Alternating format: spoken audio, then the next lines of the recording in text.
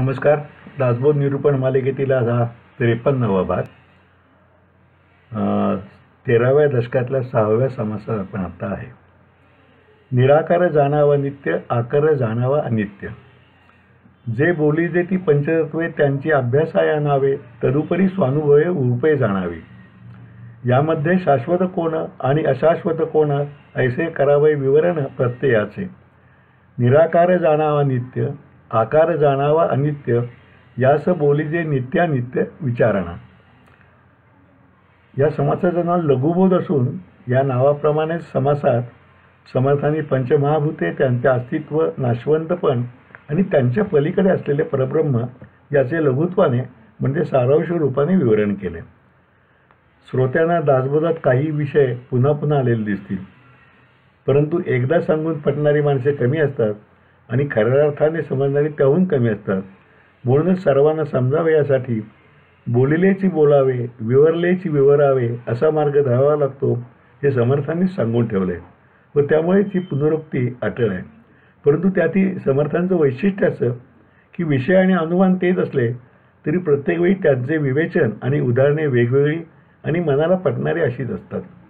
या समासाचा प्रारंभ करताना ते म्हणतात की ज्यांना आपण पंचतत्व म्हणतो त्यांची नावे आधी जाणून घ्यावीत आणि नंतर त्यांचे स्वरूप व कार्यही आपण प्रचितीने समजून घ्यावे. एवढ्यावरच आपला अभ्यास न थांबवता त्या पाचीमध्ये शाश्वत कोणते आणि अशाश्वत कोणते याचेही शोधन प्रज्ञा आणि अनुभव यांच्या सहाय्याने करावे, म्हणजेच आपल्याला त्याचा खरा बोध होऊ शकेल. हे सर्व समजावून देताना समर्थ म्हणतात की पृथ्वी, आप, तेज, वायू आणि आकाश ही पंचमहाभूतांची नावे आहेत. पृथ्वी म्हणजे धरणी, आप म्हणजे पाणी, तेज म्हणजे अग्नी, सूर्य म्हणजे सतेज आणि वायू म्हणजे वारा आणि आकाश म्हणजे आकाशाचा सारा पसारा अशी त्यांची स्वरूपे आहेत. आता त्यांच्यातील अविनाशी शाश्वत पाहू लागलो तर काय अनुभव येतो? पृथ्वी खचते, सृष्टीची रूपे पालटतात, मोडतात, रचलेले मोडते, पाणी आटून जाते, तेज मंद होऊन संपून जाते आणि वारासुद्धा कधी वाहतो तर कधी पूर्णपणे थांबतो. आकाशाच्या ठाई जो अवकाश दिसतो तोही नाममात्र असून तेथे प्रत्यक्ष काहीच नाही हे प्रत्ययासेच आहे. अशा रीतीने थोड्या पण स्पष्ट शब्दात व बुद्धियुक्त अनुभवाने सर्व तथ्य जाणता येते. हे स्पष्ट करताना समर्थ म्हणतात, एक शीत चाचपावे म्हणजे वर्म पडे ठावे, तसे थोडे अनुभवे बहुत जाणावे. म्हणजे एक शीत चाचपला पण तर सगळा भात शिजलाय का नाही हे कळतं. म्हणजे शीतावरून भाताची परीक्षा असं आपण जे म्हणतो तसं थोड्या अनुभवाने बहुत जाणता येतं असं समर्थ म्हणतात. असा विचार करून पाहिल्यावर ही सर्व पंचमहाभूते ही नाशवंत असून केवळ निराकार आत्माच शाश्वत आहे हे निश्चयाने अनुभवास येते. हा अनुभव संतांच्या पाशी जाऊन पडताळून पाहिला की ते सुद्धा आकार घेणारे अनित्य आणि निराकार असा आत्माच केवळ नित्य निरंतर आहे हे समजावून देतात. जन्मणारे आणि मरणारे केवळ शरीर असते, पण त्यात वसणारा आत्म्याला जन्ममरण नसून तो अविनाशी असतो हा त्यांचा उपदेश आपणही संतांच्या बरोबर मार्गदर्शन घेऊन जाणू शकतो. अशा तऱ्हेने नित्य काय आणि अंत्य काय याचा बुद्धी, प्रचिती आणि विवेक यांच्या आधाराने जो विचार केला जातो त्यालाच नित्यानित्य विचार असे म्हणतात. तो समास पुढे चालू आहे. म्हणून ज्ञाता धन्य झाला, म्हणून ज्ञाता धन्य धन्य जो निर्गुणेसी अनन्य. देहाचा अंत येता वायो जातो तत्वता, हे लटिके म्हणाले तरी आता श्वासोश्वास धरावा. म्हणून करता नव्हे की आपण तेथे भोगता कायचा कोण, हे विचाराचे लक्षण अविचारे न घडे. म्हणून जाता धन्य धन्य जो निर्गुणेशी, म्हणून ज्ञाता धन्य धन्य जो निर्गुणेशी अनन्य, आत्मनिवेदने मान्य परमपुरुष. सारासार विचारानं पाहिलं तर आपला देह सार आत्मा सार हे समजले तरी जन्मास आलेल्या मनुष्याचे दोन्हीशिवाय चालू शकत नाही हेही तितकेच खरं आहे. श्वासोश्वासाने वायू शरीरात घेतल्यामुळे त्या वायूच्या आधाराने माणसाचे जीवन चालते. हा वायू थांबला की देहाचा अंत येऊन मृत्यू होतो हे सर्वांना माहीत आहेत असं समर्थ म्हणतात. गमतीने म्हणतात की जर कोणालाही खोटं वाटत असेल तर त्याने आपला श्वास थांबवून बघावा, म्हणजे त्याला खरं काय ते समजेल. श्वास कोंडला की श्वासोश्वास थांबून मृत्यू येतो आणि तो देह जरी तसा दिसला तरी प्राण गेल्यामुळे त्याला मडे म्हणतात असे समर्थ म्हणतात. यावरून वायू नसला तर देहाचा उपयोग नाही आणि केवळ वायू आहे पण देह नसेल तरीही उपयोग नाही, असा त्यांचा परस्परावलंबी संबंध लक्षात घेतला पाहिजे. माणूस दिसतो ही स्थूलदृष्टी झाली, पण खरे काहीच नाही हे सूक्ष्मदृष्टीने प्रत्ययास येते. म्हणून माणसाने करते पण स्वतःकडे आहे असे म्हटले तर सर्वच गोष्टी त्याच्या इच्छेप्रमाणे व्हाव्या असाव्यात, पण त्या तशा होत नाहीत हे समजल्यावर करते पण सुद्धा व्यर्थ आहे हेच आपण जाणून घेऊ शकतो. यासाठी जो अविचार सोडून ज्ञानपूर्वक विचार करेल त्याला हे समजेल की मी करता नव्हे, अर्थातच करता नाही म्हटल्यावर भोगता म्हणजे भोगणारा मी नाही हेही समजून येईल. या विश्वाच्या व्यापक पसाऱ्यामध्ये आपण करताही नाही आणि भोगताही नाही हे ज्याला समजेल त्यालाच आपण या अवाढव्य व्यापामध्ये परब्रह्माच्या हातातील एक अल्पजीव आहोत ही जाणीव होईल आणि सारासार विचाराने ही जाणीव होणे हेच परमार्थ मार्गाचे उद्दिष्ट आहे. असे ज्ञान झाल्यावर त्या व्यक्तीची असेल ते असू दे आणि नसेल ते नसू दे अशी साक्षीरूप अवस्था होईल. आपले सर्व प्रयत्न तर करायचे, परंतु फळाची अपेक्षा न धरता ते परमेश्वराच्या इच्छेवर सोडायचे हाच निष्काम कर्मयोग आहे. अशी अवस्था येणे हे भाग्याचे लक्षण आहे. आपण प्रपंची माणसे प्रत्येक गोष्ट करताना त्यातून मला काय प्राप्त होईल हा विचार करतो व त्यामुळे त्या फलाशेने मोहित झाल्यामुळे ती गोष्ट करताना समाधान हरवून बसतो. ती अयशस्वी झाली तर इच्छित वस्तू प्राप्त झाली म्हणून दुःख करतो आणि सुदैवाने ती मिळाली तरी नवीन वस्तूची इच्छा निर्माण होऊन पुन्हा दुःखाच्याच मार्गाने जातो.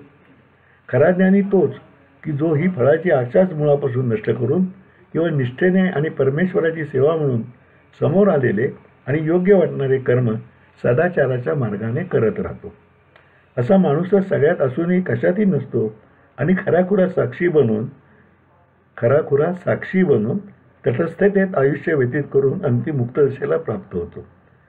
हे आपल्याला सगळ्यांना कळतं, पण एखाद्या जन्मंद माणसाला रत्नाची पारख नसते तसे आपणाला ते वळत नाही असे सांगून या समासाचा उपसंहार करताना समर्थ ज्ञानी माणसाचे लक्षण सांगतात. जो निर्गुण निराकार परब्रह्माशी एकरूप होतो तोच खरा ज्ञानी होऊन धन्य होतो आणि त्याला आत्मनिवेदन साधल्याने तो त्रैलोक्यात श्रेष्ठ पुरुषोत्तम म्हणून कीर्ती संपादन करतो. दशक 13वा समास 7वा प्रत्यय निरूपण असे या समासाचं नाव आहे. कर्तयासी ओळखावे यास विवेक म्हणावे. घटाकाश दृष्टांत ब्रह्माचा, घटबिंब दृष्टांत आत्म्याचा, विवर्ता अर्थ दोन्हीचा भिन्न आहे. जैसा जैसा घडे संग तैसे गुह्यराचे रंग, या कारणे उत्तम मार्ग पाहून धरावा. कर्तयासी ओळखावे यास विवेक म्हणावे. विवेक सांडिता व्हावे परमदुःखी. विवेकबुद्धी आणि प्रचितीने विश्वाच्या निर्मात्यास आणि चालकास ओळखावे. या समासाचा प्रारंभ करताना समर्थ ब्रह्म आणि आत्मा यांच्यातील सूक्ष्म फरक सांगून करतात. कोणताही पदार्थ अस्तित्वात येण्यापूर्वी तेथे पैस म्हणजे अवकाश म्हणजे मोकळी जागा असते. तसेच ब्रह्मस्वरूप आकाशासारखे तर आत्मा त्या चंचलतेमुळे निर्माण होणाऱ्या वायूसारखा आहे. ब्रह्माला घटाकाशाची तर आत्म्याला घटबिंबाची उपमा देतात. वरवर पाहिले तर दोन्ही उपमा सारख्याच वाटतात, पण विचारपूर्वक अभ्यास केला तर त्यातील फरक समजू शकेल. मातीच्या रिकाम्या घड्यामध्ये आकाश म्हणजे पोकळी असते. तो घडा हलवला, उलटा सुलटा केला किंवा अगदी फोडला तरीही त्यातील आकाश आहे तसेच राहते. ब्रह्म हे असेच अविचल अविनाशी असते. आता तशाच घड्यामध्ये पाणी भरून तो चांदण्यात ठेवला तर त्या पाण्यामध्ये चंद्राचं प्रतिबिंब दिसतं. घडा हलला की पाणी हलते आणि त्यातील चंद्राचे प्रतिबिंबही हलत राहते. आणि जर घडा फोडला तर पाणी वाहून जाते आणि प्रतिबिंबही संपून जाते. या घटबिंबाप्रमाणेच आत्मासुद्धा चंचल आहे. परमसत्य ब्रह्मज्ञान सोडून असणारी ती सर्व अविद्या असते. अविद्या आत्मा आणि परमात्मा यांचा परस्पर संबंध समजावून देण्यासाठी समर्थ कापुराचे उदाहरण देतात. अविद्या ही कापराप्रमाणे जड तर आत्मा अग्नीप्रमाणे चंचल आहे. जेव्हा अग्नी प्रज्वलित होऊन कापूर पेटवला जातो तेव्हा तो जळून जातो आणि त्यानंतर अग्नीसुद्धा विझून जातो. त्याचप्रमाणे अविद्या नष्ट झाली की आत्माही लोप पावतो व ते दोन्ही संपून गेल्यामुळे केवळ निश्चळ परमात्मा शिल्लक राहतो. आत्म्याला ज्या ज्या गोष्टीची संगती लाभते त्याप्रमाणे तो त्या भावभावनेशी तदाकार होत जातो हे सांगताना समर्थ आत्म्याची तुलना सरड्याशी करतात. आजूबाजूला असणाऱ्या वस्तूप्रमाणे सरडा रंग बदलतो. तो हिरव्या रानात हिरवा होतो तर पिवळ्या होतो आणि पिवळा रंग येतो. त्याचप्रमाणे आत्मासुद्धा भोवतालच्या वातावरणाप्रमाणे होत जातो. याची अनेक उदाहरणे समर्थ येतात. संगीताच्या संगतीत तो संगीतमय, श्रीवर्णन ऐकताना तसा, शौर्यकथा पाहताना वीररसयुक्त, असे जे ऐकेल, पाहिल, उपभोगेल त्याप्रमाणे तो होत जातो.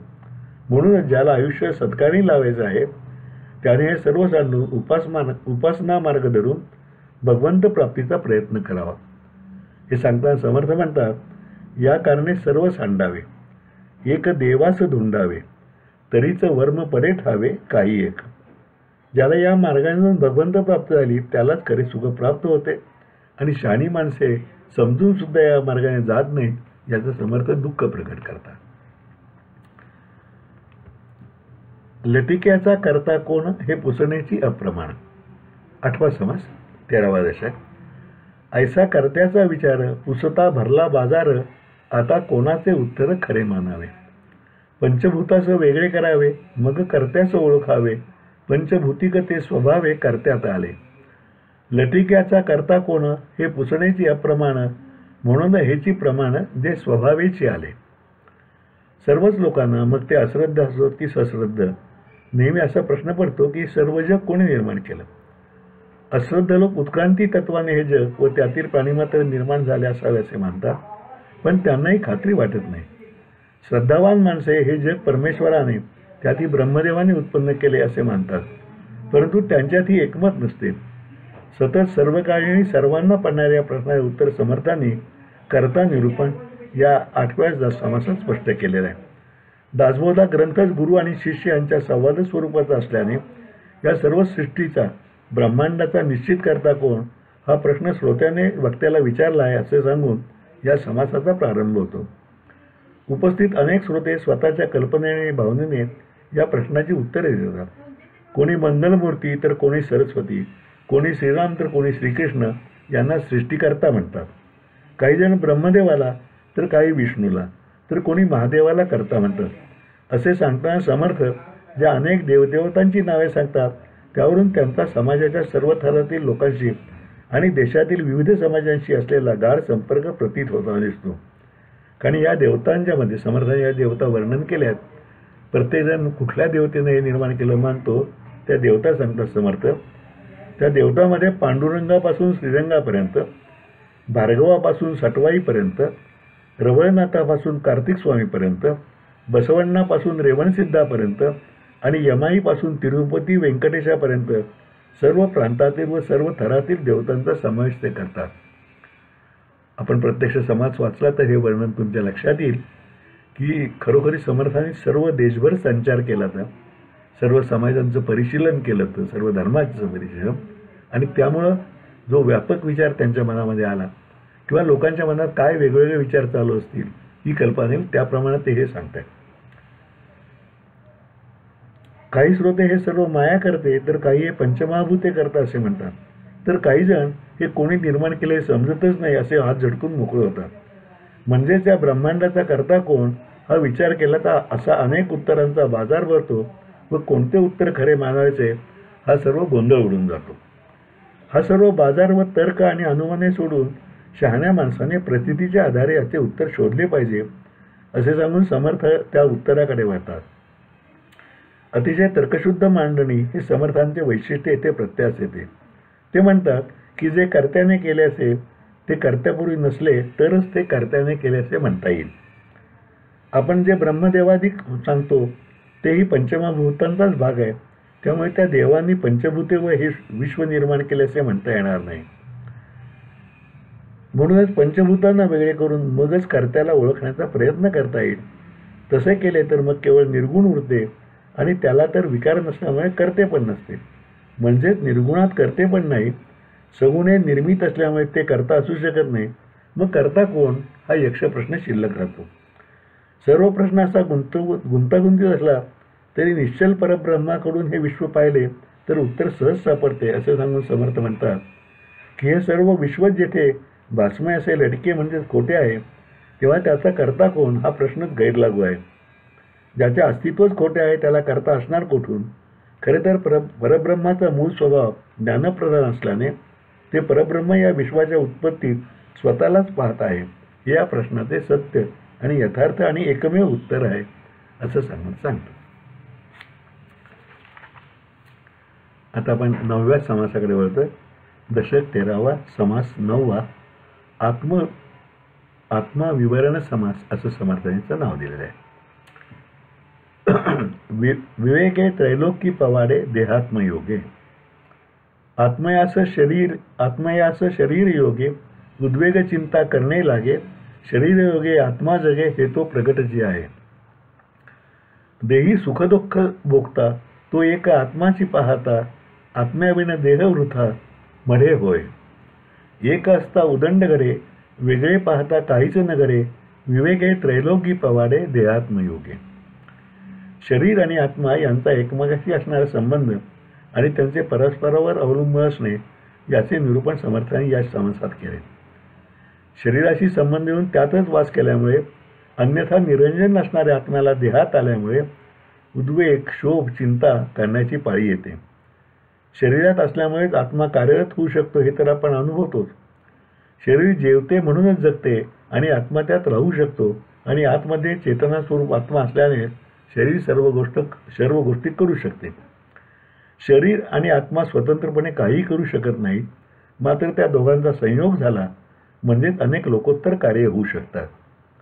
देहाला चेतना नसते तर आत्म्याला जर शरीर नसेल तर तो साधी वस्तू उचलू सुद्धा शकत नाही. आपल्याला झोपेमध्ये जे स्वप्न पडते देहाला नव्हे तर आत्म्याला पडते. पण झोपेती डास चावला तर आत्मा आदेश देऊन आपला हात तेथे पटकन जातो. हा या दोघांच्या संयोगाचा चमत्कार नाही का? हा परस्पर संबंध समर्थ अनेक उदाहरणे देऊन स्पष्ट करतात. मुंग्यांच्या वारुळात जसे अनेक मार्ग असतात तशीच नाड्या, हाडे, मांस यांची शरीरात रचना बनलेली आहे. आपण जेवलो, पाणी प्यालो की अन्नरस तयार होतो. तो शरीरामधील वाहिन्यामधून वायूच्या आधारे वाहतो. शरीराचे पोषण करतो. देहाने मादक द्रव्य घेतले तर आत्माही भ्रमिष्ट होतो आणि विष घेतले तर आत्म्यालाही देह सोडावा लागतोच. आता या सर्व गोष्टी वैद्यकीय शास्त्राने सिद्ध झाल्याच आहेत आणि देहाच्या हृदयविकारसारख्या विकारावर आत्मिक उन्नतीने मात घेते हे अगदी रिव्हर्सिंग हार्ट डिसीज सारख्या पाश्चिमात्य लोकप्रिय ग्रंथांनी मान्य केलेलं आहे. बी नार्निसचं पुस्तक आहे ना, रिव्हर्सिंग हार्ट डिसीज. आत्मा शरीराला कसा चालवतो हे समर्थ तहान आणि भूक यांच्या गमतीशीर वर्णने सांगतात. ते म्हणतात की शरीराला तहान लागली की आत्म्याला कळते व तो आदेश देऊन वाचने पाणी मागतो. पाणी पिण्यासाठी शरीर चालवतो. भूक लागली की आत्म्याने जाणले की तो शरीराला उठवतो आणि त्याला जेवायला उशीर झाला म्हणून बायकोला अदवा बोलतो. बायकांच्या शरीरातील आत्मा त्यांना चला जेवण तयार असे सांगतो. मग याच्या शरीरातील आत्मा त्याला पानावर नेऊन बसवून हाताने घास उचलून तोंडात घालून तोंड उघडून दाताने चावायला लावतो आणि जिभेद्वारा चव व वास पारखून भोजन सुरू करतो. जेवणात काही तिखट मीठ कमी झाले की त्याची नोंद शरीराच्या द्वारे प्रतिक्रिया देतो हे सांगता समर्थ गमतीने म्हणतात. आळणी करता मीठ मागे बायलेसी म्हणे आगे आगे, आळणी पडता मीठ मागे बायलेसी म्हणे आगे कागे, डोळे तावून पाहू लागे रागे रागे. त्या समर्थांचा विलक्षण निरीक्षण आहे. अशा रीतीने देहाद्वारे येणारे सुख आणि दुःख, राग आणि लोभ, प्रेम आणि द्वेष या सर्वांचा खरा धनी आत्माच असतो. असा आत्मा जर देहाला सोडून गेला तर त्या देहाला आपण मढे म्हणतो. हेही रोखठोकपणे सांगून समर्थ म्हणतात त्यांचा परस्पर संबंध असा आहे. थोडक्यात जेवणापासून लढण्यापर्यंत सर्व आत्माच घडवीत असतो. असा हा जीवात्मा वाऱ्यापेक्षाही चपळ, सूक्ष्म आणि परिणामकारक आहे. शरीराला केले सर्व सुखोपचार आणि भोगावी लागणारी दुःखे शेवटी आत्माच भोगत असतो. आत्मा नसेल तर नुसत्या देहाला अर्थ नाही आणि देह नसेल तर एकटा आत्मा कार्य करू शकत नाही. असं समर्थ म्हणतात हे दोन्ही वेगवेगळे असतील तर काहीच घडू शकत नाही, पण एकत्र आले की उदंड कार्य घडू शकते आणि त्यांच्या संयोगाला जर विवेकाचे पाठबळ असेल तर त्रैलोक्यात ही कीर्ती होईल असे महत्कार्य माणूस करू शकतो. आज आपण इथेच थांबूया. उद्या 13व्या दशकातल्या 10व्या समाजापासून पुढे सुरू करूया. नमस्कार.